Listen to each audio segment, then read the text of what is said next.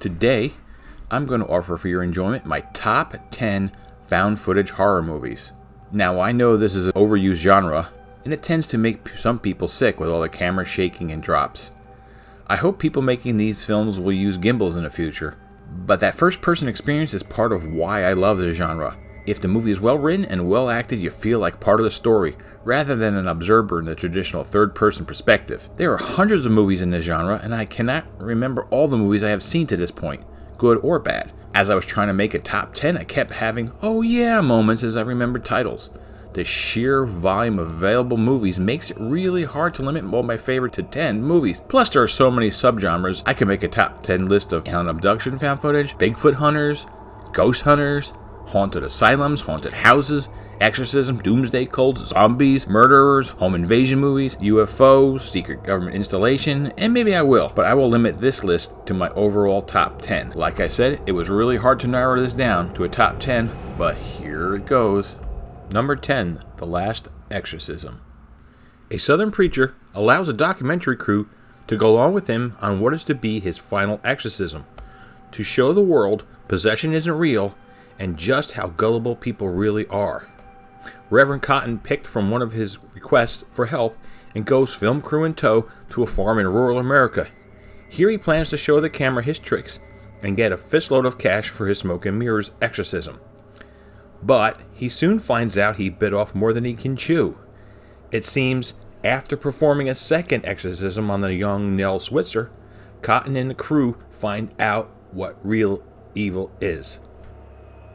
Number 9, Grave Encounters 2.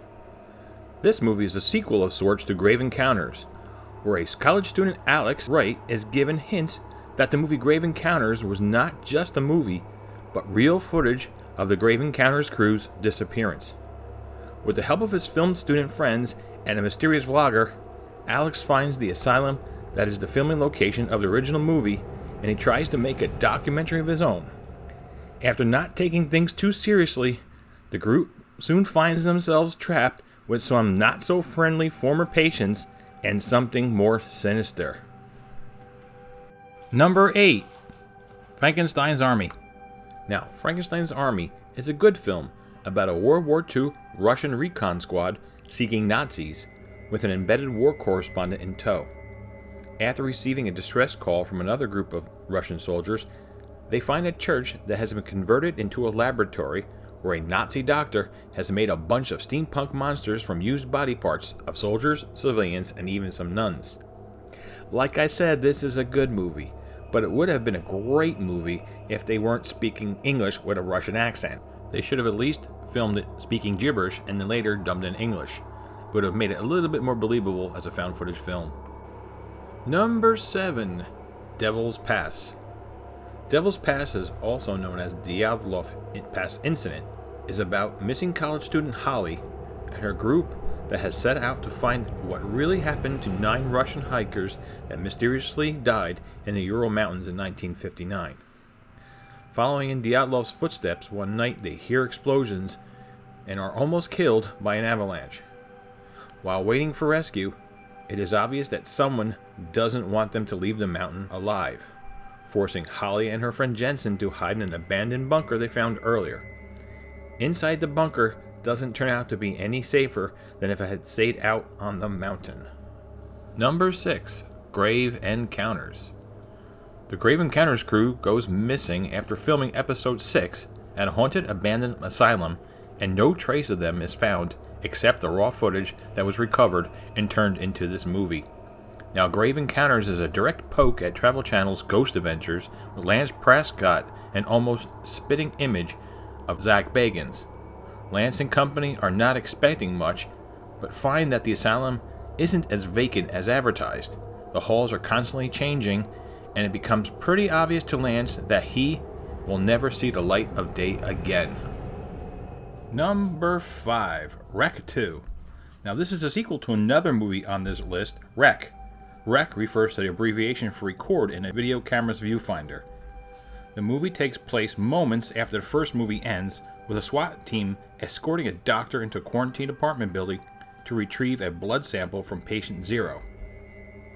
After several encounters with the infected, the police team finds out that the doctor is also a priest sent by Rome, and that the patient Zero is possessed by a demon, and this is no ordinary virus they are dealing with, but a supernatural one.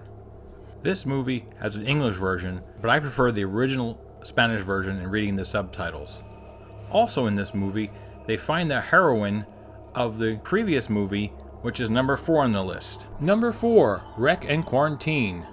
Wreck is the original Spanish movie, which is about an overnight television crew following around a couple of firemen for the evening. Quarantine is his English remake, which is almost scene for scene, so I will put them together in his number 4 spot. A routine call to an apartment building turns crazy after a police officer is bitten by an elderly lady and the building is sealed off by the health authorities. It becomes a race to find an exit as people are turning into rabid freaks and no one is being allowed to leave alive. There was Quarantine 2, but it is no way related or as good as Wreck 2. This movie features an iconic drop and drag closing scene. Number 3, The Blair Witch Project.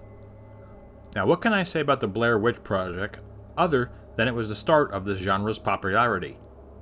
A trio of college students go off in the woods to make a documentary on the legend of the Blair Witch, but meet a few local yokels to interview before they do. After getting lost, they fall to what they believe is the unseen curse of the Blair Witch, as most of the scary moments in this movie happen off screen. However, it is the reactions of these unknown stars that are the charm of this film, and the added studio hype made it feel like it was a real event. Plus, this movie has the famous in the dark, close-up, flashlight, runny nose crying scene. Number 2, Diary of the Dead. This is George Romero's second movie in the second of the Dead trilogies, and unlike most found footage films, it starts out with some action. Diary features, once again, a group of college students filming a horror movie in the woods of Pennsylvania. When word of the dead coming back to life comes over the radio, they spend the night trying to get everyone back home and run into some characters on their journey, until they end in Philadelphia at the home of one of the cast members who had left on his own in the film's start. The practical effects are great, as one would expect from the master of all things zombie, and the story feels real, with no one in the cast was famous at the time it was made. Number 1, Cloverfield. A group of friends have a surprise going-away party as something rises out of the Hudson River and starts tearing apart Manhattan. They keep the camera rolling as they try to get off the island by any means. Now, this film has the biggest budget in the countdown and was produced by J.J. Abrams of Lost and the Star Wars reboot fame. So it is not a movie you can even begin to believe is real, raw footage for a second, but I still love it.